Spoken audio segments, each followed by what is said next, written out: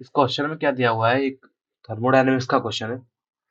इसमें दे रखा है कि ए से लेकर सी तक जो हीट एब्जॉर्ब्ड है वो RT2ln10 है। हमको वैल्यू निकालनी है 2 log V3 की। तो पहले हम टोटल हीट एब्जॉर्ब्ड निकाल लेते हैं, इसका क्या आएगा रिलेशन। उसके बाद हम इसको कंपेयर करेंगे इससे। ठीक है। अब देखो ए से लेकर बी तक तो जो प्रोसेस है वो एडियाबैटिक प्रोसेस दी हुई है। एडियाबैटिक प्रोसेस है तो इसमें हीट एब्जॉर्ब तो जीरो होगी। और बी से लेकर सी तक थर्मल आइसोथर्मल प्रोसेस है, उसमें टेम्परेचर जीरो होगा। लेकिन बी से लेकर सी तक ही टोटल हीट एब्जॉर्ब होगी, जो कि पूरी पूरी प्रोसेस की है। तो देख लेते हैं रिलेशन क्या होता है। हमारे पास रिलेशन ये आता है del U equals to q plus डब्ल्यू। अब आइसोथर्मल में तो डेल यू जीरो होता है, ये जीरो हो जाएगा। तो जो हीट अब्सॉर्ब आएगी वो माइनस डब्ल्यू आएगी। और आइसोथर्मल में वर्क डन क्या होता है, वर्क डन होता है minus RT ln V final upon V initial. ठीक है, ये आता है, यानी कि RT ln V3 upon V2। ये हमारे पास वर्क डन आ जाएगा। और V3 अपॉन V2 कितना है ये हमको निकालना है, ये हमको दिया हुआ नहीं है।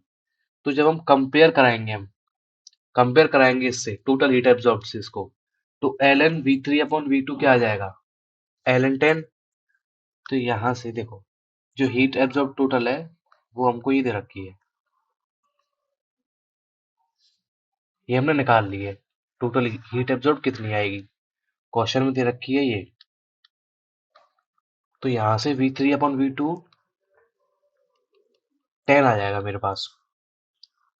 निकालना मुझे V3 के बारे में, V3 का रिलेशन निकालना है, तो मुझे V2 निकालना पड़ेगा कैसे भी।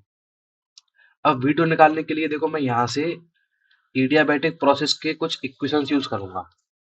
अब वो क्या होंगे देखो, तो एडियाबैटिक के रिलेशन क्या होते हैं, V गामा -1T कांस्टेंट, ये आता है।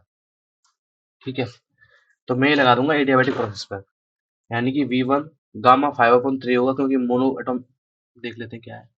हाँ, मोनोटॉमिक गैस है तो गामा 5/3 होगा। तो 5/3 -1 हो जाएगा 2/3। और इनिशियल टेम्परेचर T1 कितना है, T1 is 600 kelvin. 600 kelvin equal to V2 मुझे निकालना है 2/3। और जो फाइनल टेम्परेचर है T2 है, T2 इज 60 केल्विन, 60। और V1 मेरे को दे रखा है कितना है, V1 इज 10 मीटर क्यूब। ठीक है, तो मैं इस V1 की जगह 10 रख दूंगा यहाँ पे। 10 की पावर 2/3 और ये हो जाएगा 10 यहाँ पे हो जाएगा, ये नीचे आ जाएगा इसके, इक्वल टू V2 की पावर 2/3। तो यहाँ से जो V2 आ रहा है वो आ रहा है 10 की पावर 5/3 इंटू 3/2, यानी कि 10 की पावर 5/2। ये आ गया मेरे पास V2। V3 आया था 10।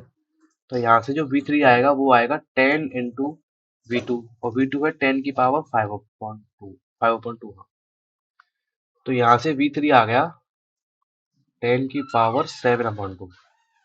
ठीक है, ये आ गया मेरे पास V3। और क्वेश्चन में क्या दे रखा है, मुझे आंसर निकालना है 2 log V3 की वैल्यू निकालनी है।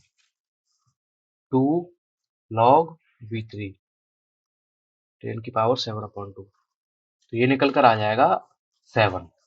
ये हमारे पास आंसर आ जाएगा इसका। इसका आंसर है 7। Thank you.